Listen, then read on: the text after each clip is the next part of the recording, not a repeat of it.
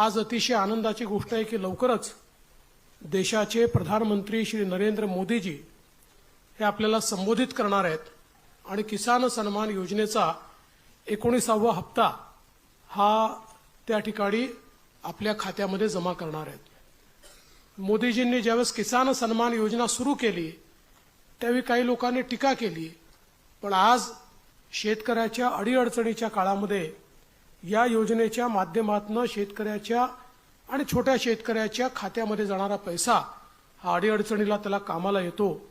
आणि मला या गोष्टीचा आनंद आहे की महाराष्ट्रामध्ये आपण त्यालाच अनुसरून नमो किसान सन्मान योजना सुरू केली आणि मोदीजींच्या 6000 रुपयाबरोबर महाराष्ट्राचं सरकार देखील 6000 रुपये देतं आणि लवकरच आपण हे 3000 रुपये त्यात अजून वाढ करणार आहोत, म्हणजे वर्षाला 15000 रुपये हे आमच्या शेतकऱ्यांच्या खात्यामध्ये या योजनेच्या माध्यमातून निश्चितपणे त्या ठिकाणी जातील।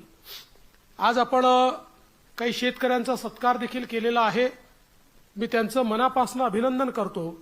पण मला या गोष्टीचं अतिशय मनापासून समाधान आहे की मागच्या काळात ज्यावेळेस मी मुख्यमंत्री झालो त्यावेळी एकूणच विदर्भ आणि मराठवाड्यातल्या शेतकऱ्याची परिस्थिती पाहता काही महत्त्वाचे निर्णय आपण त्या काळामध्ये घेतले। जलयुक्त शिवार सारखी योजना आणली, त्या योजनेच्या अंतर्गत जलसंधारणाचं काम केलं। बळीराजा जलसंजीवनी योजना केंद्र सरकारकडनं मंजूर करून आणली। 25,000 कोटी रुपये विदर्भातल्या